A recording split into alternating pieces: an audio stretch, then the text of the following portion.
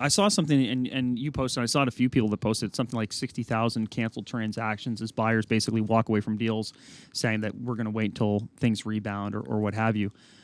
All I can say is locally, I've sort of found the market has a little bit of busyness to it again these last couple weeks, and the worst of the doom and gloom and fearful, like, oh my gosh, this is crazy, has subsided a little bit. That's not to say buyers are back full bore. That's not to say that it's the seller's market that we once had.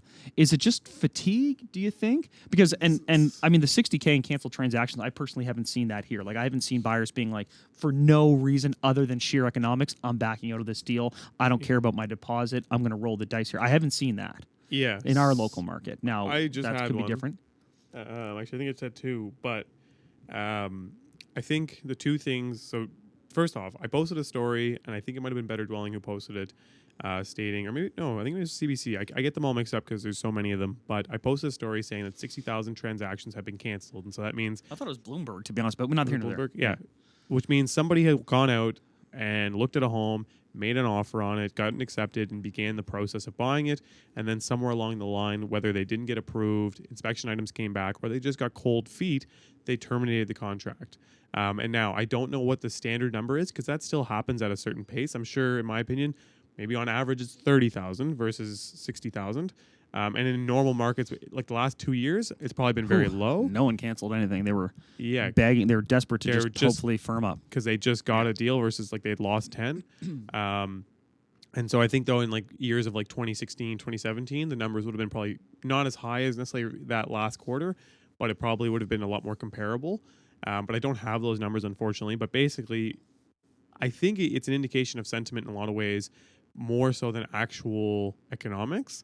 The one thing I do think probably boosts that a fair bit, and you see it in the other provinces, is new construction contracts being canceled. Yeah. And that's simply because people bought in the spring, their home was built throughout the year, and they are no longer approved based on their spring approval at 2%. No longer applies at 5.5%, right? Or it's been 10 months and they've got divorced and they no longer, sometimes people separate when they're buying a property, but one of them says like, I can still swing it, or, I can still get approved on my own anyway, or it's gone up so much in value, I'm going to close on it and resell it. Well, maybe that's not the case. And exactly. So there's a lot of reasons that they would have canceled in that time. I'm seeing it a little bit here where, and I think it's more normal, is we have buyers come, and I was getting kind of used to the idea that if a buyer came and made an offer, they almost always went through with the transaction. Yeah. And now I'm finding that they're very kind of wishy-washy, kind of flaky. If everything doesn't line up perfectly, they'll walk. I had one recently. They made an offer. We tried to go back and forth. My seller was very reasonable, and then just for no reason, they walked.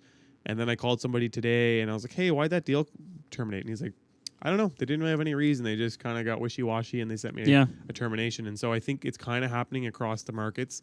And I think it's just people don't feel great about it. Before, it was like, okay, I'm in at 350, but I'm sure within 2 months it's going to be worth 375. And now they're like, oh, I'm in at 350, and I just saw the neighbor's firm up at 340.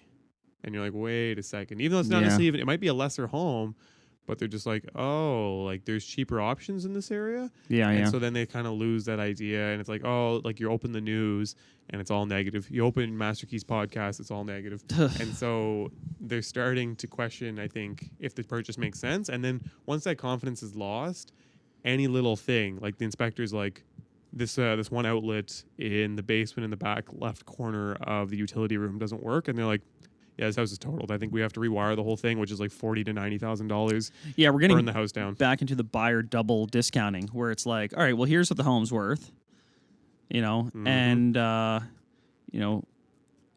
it's a little bit old, it's a little bit rough, the market's a little slow, so it's discounted by 5%. And then you look at the home and you say, oh, well, the market's a little slow and it needs work, so I want another 5% off. It's like, no, that's already built into the initial price. Yeah. Right. And that's the double discounting that buyers only do in situations where they perceive that they have leverage. So you're seeing that. And then the buyers are feeling like they have options, rightfully so. And if they can't get that double discount, they will just walk. And this is interesting because some of the things we're going to talk about today, the main thing we're going to talk about today is double discounting. Is just trying to double discount and what you can do here as a buyer. But it makes it, from a realtor perspective, your close ratio is a little bit lower. I mean, I had clients successfully purchased a property.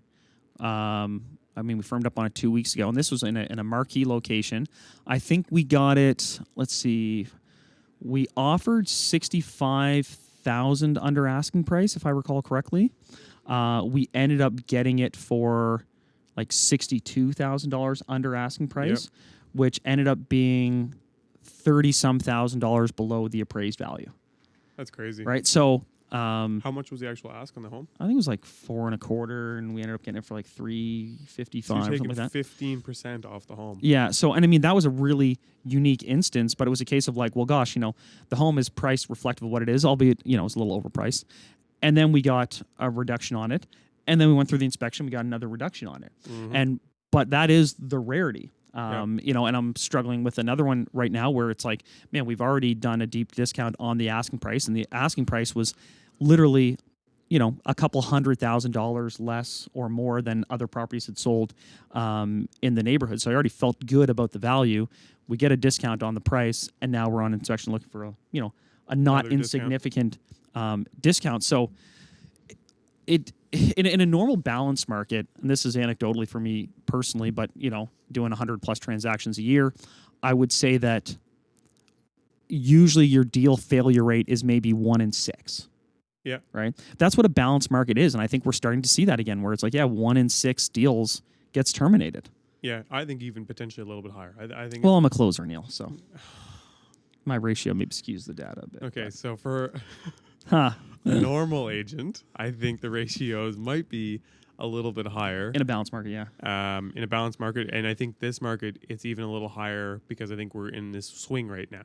I think you overshoot. Like I don't think you just go from totally. That's a right. seller's market to a buyer's market, and it's just perfect. I think it goes like way too far one way, and I think we're too far one way right now, where everyone's kind of on the fence. But to what you said originally, I think we are seeing a bit of activity pick up again. I'm seeing offers go, and I think this is the last little hurrah for this year.